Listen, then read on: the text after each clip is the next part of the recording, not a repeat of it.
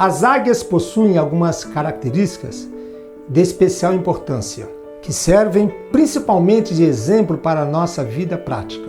O próprio Deus, pretendendo para nós uma vida como a das águias, deixa transparecer algumas dessas particularidades, dizendo: os jovens se cansarão e se fatigarão, e os mancebos cairão, mas os que esperam no Senhor renovarão as suas forças, subirão com asas como águias, correrão e não se cansarão, andarão e não se fatigarão.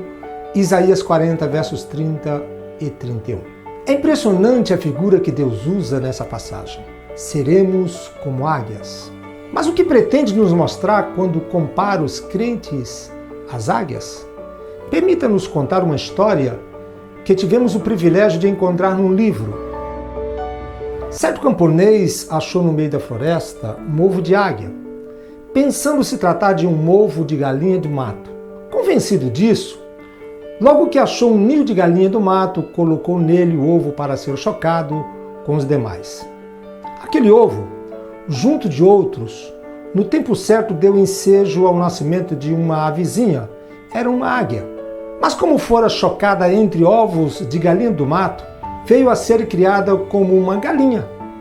Os dias e meses se passaram e aquela águia já crescida alimentava a ideia de ser apenas uma galinha do mato. Afinal, ela nascera sob os cuidados de uma mamãe galinha. Fora criada com outras galinhas do mato e tinha uma vida similar, caçando no lixo seu alimento diário. Enfim, assimilar a ideia de ser uma galinha do mato. Certo dia, quando juntamente com outras galinhas do mato se encaminhava ao lixo para buscar alimento, olhou para cima e se deparou com uma enorme e linda ave que voava numa altura espetacular. Fascinada, perguntou às suas companheiras: que ave linda é aquela lá em cima? É uma águia, respondeu uma galinha. É a mais linda e poderosa das aves, disse outra. E acrescentou: mas você nunca chegará a ser igual a ela. Vamos ao lixo. Aquela jovem águia resignada voltou ao lixo e viveu o resto de sua vida sem nunca descobrir que também era como aquela águia, bonita e altaneira. Note que ela nasceu para ser águia, mas apesar de todas as semelhanças externas e potenciais qualificações para subir às alturas, nunca saiu do chão. Viveu como uma simples galinha do mato. Hoje, quando olhamos para a Igreja de Jesus, o povo de Deus, dois fatos podem ser inferidos da passagem de Isaías 40, versos 30 e 31. Primeiro, que Deus nos chamou para viver na dimensão das águias. Outro, nosso estilo de vida parece mostrar que não passamos de galinhas do mato. Somos águias, mas vivemos como galinhas do mato. Não estamos alcançando os nobres ideais do cristianismo de Jesus. As alturas de uma vida cheia do Espírito Santo estão longe de ser atingidas. Assim ficamos caçando minhocas no lixo. Refletindo sobre isso, o que nos leva a uma vida cristã que jamais chega a ser o que Deus pretende que seja, porque abrimos mão de um viver cheio de realizações no reino de Deus, preferindo antes ficar ciscando no lixo enlameado deste mundo. Observe o que está escrito em Filipenses 4, verso 8. Quanto ao mais, irmãos, tudo que é verdadeiro, tudo que é honesto, tudo que é justo, tudo que é puro, tudo que é amável, tudo que é de boa fama, se há alguma virtude, se há algum louvor, nisso pensai. Paulo insiste para que nos ponhamos a pensar em coisas excelentes. Ele era um homem assim, pensava alto e queria viver nas alturas, demonstrando uma saudável obstinação em corresponder aos altos padrões do cristianismo de Jesus. Paulo não desejava uma vida medíocre, nem para ele, nem para a igreja. Tinha plena certeza que somente uma vida cristã, nos padrões de Jesus, poderia trazer alegria e significado para o cristão. O fato é que hoje, grande parte da cristandade vive muito abaixo daquilo que o Senhor planejou para seus filhos. O padrão ético e moral dos filhos de Deus tem se mostrado demasiadamente baixo, talvez em consequência de uma vida espiritual enfraquecida e moribunda. Somente um renascer da alma, um reavivamento, poderá nos elevar à posição de águia para a qual fomos chamados. Então, o que distingue a águia da galinha do mato? Ambas são aves, assim como todos somos humanos, mas Deus nos chamou para viver como águias. É mister, então, realçar a diferença entre uma e outra. Primeiro, as águias têm uma visão acurada. A visão da águia tem uma precisão e um alcance fabulosos. Ela consegue avistar sua presa a partir das grandes alturas, onde costuma voar. Sua visão é impressionante. Deus nos chamou para sermos águias, porque espera de nós uma grande visão, sem a qual não poderemos realizar a sua obra de forma abrangente e satisfatória. Homens e mulheres de grande visão no reino de Deus são os responsáveis pelos avanços do Evangelho no mundo. Somos desafiados nessa hora dramática a sermos uma igreja de visão ampliada. Só assim poderemos realizar grandes feitos para a glória de Deus. O grande problema da religião judaica no tempo de Jesus era exatamente a perda da visão. Deixaram de ver o quadro mais amplo da história, prendendo-se a detalhes. Pararam para olhar e discutir coisas sem importância em detrimento das grandes e reais questões que demandavam tratamento. Foi certamente por isso que o Senhor Jesus nos advertiu de que coavam um mosquito, mas engoliram um camelo. Temos visto muito dessa prática em nossos dias. Igrejas que se detêm em longas discussões sobre assuntos de menos importância. Algumas igrejas que se dão a discutir por horas seguidas se usa ou não uma cruz em sua fachada. Outras discutem se pode ou não bater palmas durante os cânticos. Quando conseguem concordar sobre o uso das palmas, surge a questão sobre se deve ou não aplaudir no santuário. Alguém sugere, talvez seja melhor no salão da mocidade. E a discussão prossegue. O diabo assolta, aprontando 1001 ardis ao nosso redor. E essas são as grandes questões debatidas pelo nosso povo. Milhões de pessoas morrendo de fome, frio, sem Cristo, sem esperança. E nós discutimos se nós devemos ou não gritar aleluia no santuário. As águias precisam de visão bem mais desenvolvida. Precisamos voltar aos grandes sonhos do cristianismo. Assumir os grandes desafios de outrora e levar o mundo a reconhecer o senhorio de Jesus. Temos de lutar por um estilo de vida que faça jus ao estabelecimento do reino de Deus na terra. Quais são seus sonhos? Quais são os planos da sua igreja? Em quais projetos você está engajado? Permita-nos dizer uma coisa. Pode-se conhecer uma pessoa pelos livros que costuma ler, pelas músicas que prefere ouvir, por aquilo que a faz sorrir ou chorar, mas principalmente se conhece uma pessoa pelos sonhos que alimenta. Você está sonhando com o quê? Que visão você tem para a sua igreja, sua cidade, seu país e seu mundo? Seus sonhos fazem jus à natureza da águia ou correspondem aos ideais medíocres da galinha do mato? Uma igreja vive formada por gente de grande visão, gente que não abre mão de um evangelho genuíno e poderoso. Não, o evangelho social, mas uma visão real das necessidades sociais do homem.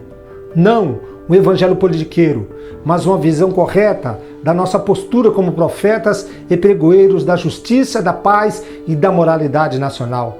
Tampouco um evangelho intelectualizado, mas consciente de que o espírito do homem é a sua dimensão mais importante, capaz de alcançar a eternidade.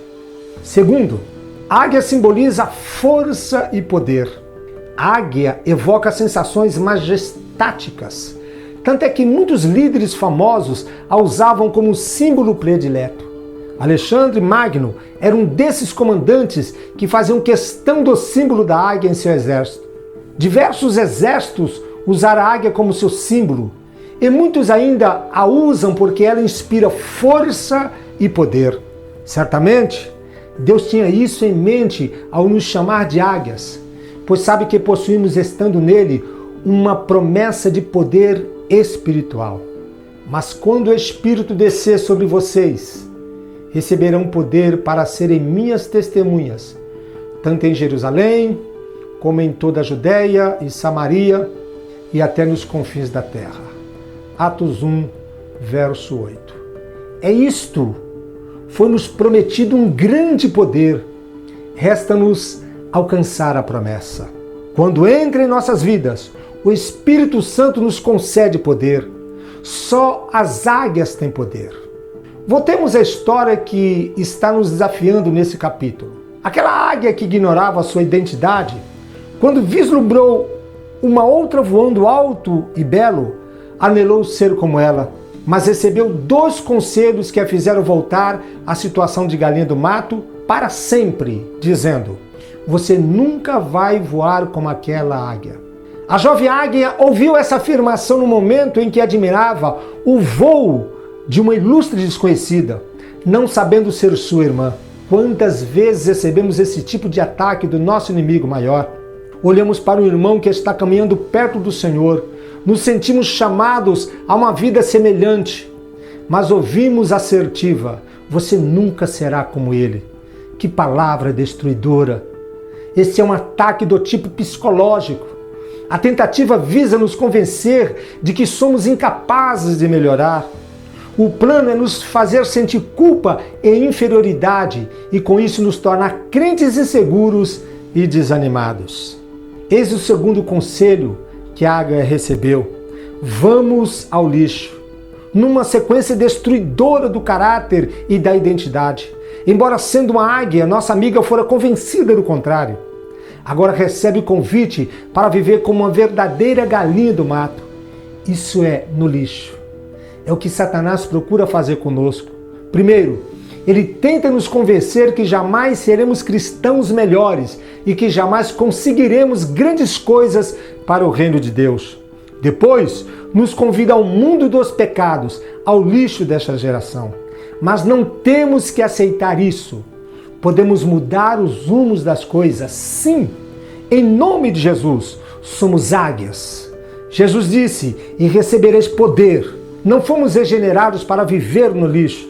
Mas o poder de Deus não é tanto para ser usado, como para ser vivido. Queremos dizer que ele não é meramente um produto projetado para atender aos nossos caprichos egocêntricos. O dom de Deus visa nos conduzir a um viver segundo Cristo. Todos nós, por exemplo, achamos difícil amar os nossos inimigos. Como poderíamos amar alguém que matou o nosso filho ou um ente querido? Como os judeus podem amar os alemães? Nenhum poder no mundo seria capaz de nos fazer amar aqueles que massacraram a nossa gente e a nós próprios. Mas o poder de Deus o fará. Foi por isso que Jesus garantiu que poderíamos amar os nossos inimigos. Ele sabia do poder de Deus que viria sobre nós quando recebêssemos o Espírito Santo. Portanto, você pode ter uma vida cheia de grandes emoções, muita pulação, choro e gritos. Mas se não pode amar os seus inimigos, então não julgue estar cheio do poder de Deus. Tampouco os dons espirituais, por mais espetaculares que sejam, constituem uma marca inconteste na identificação de um cristão cheio do poder. Caso você não saiba, o perdão também é o poder de Deus em ação. É difícil perdoar algumas pessoas, principalmente aquelas que teimam em nos pisar e fazer mal. Mas quando você está cheio do poder de Deus, não vê obstáculo em perdoar a todos. O Espírito Santo que enche sua vida é quem lhe dá poder para perdoar. Nenhuma virtude espiritual pode ser vista numa vida cheia de carisma, quando nos bastidores se apresenta marcada pelo ódio, pela incapacidade de perdoar e de amar. Lendo o capítulo 13 de 1 Coríntios, vemos Paulo falando da inutilidade de qualquer projeto de vida destituído de amor. Sem o amor, todo sacrifício é oco, vazio e inútil. A paz igualmente é poder.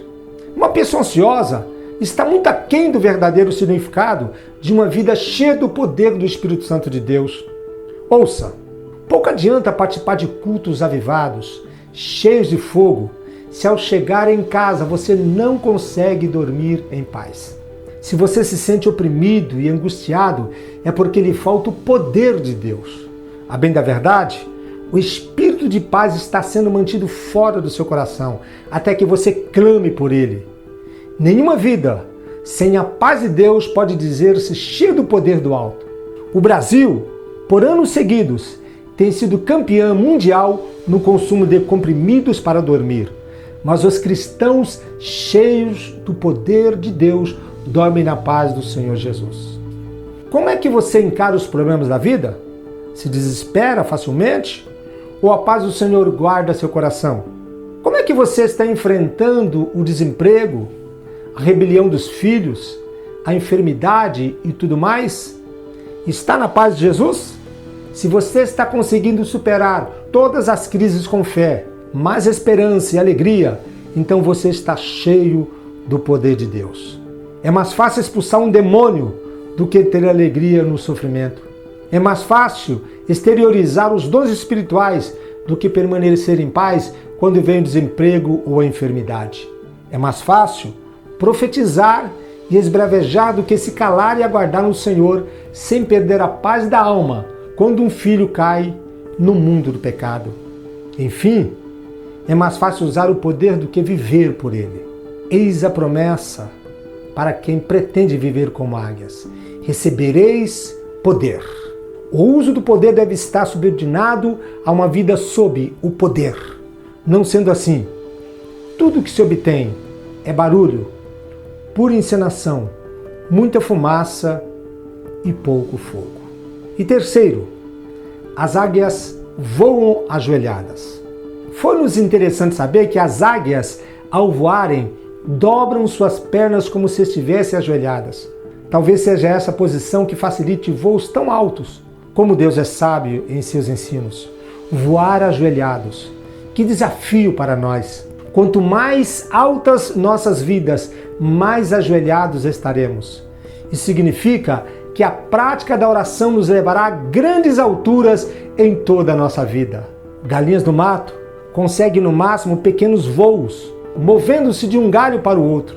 Quanto menos oração, mais perto do chão e do lixo estaremos e, consequentemente, parecidos com a galinha do mato. Voem, queridos, mas voem de joelhos. Subam os degraus da vida espiritual, emocional e eclesiástica, mas os subam ajoelhados para serem águias do Senhor. Voar alto importa em riscos e exige confiança plena no Deus do impossível. Sonhem grandes sonhos, sonhos altos, sonhos sempre de joelhos, para que não venham a cair e para que a eventual queda não lhes jogue no lixo. Uma igreja viva é formada por gente que voa alto, mas sempre ajoelhada. Não permita o Senhor que a sua igreja perca a visão, o poder do alto e o voo ajoelhado da águia. Tal é uma igreja viva, formada de crentes vivos em Cristo Jesus. Deus te abençoe em Cristo Jesus.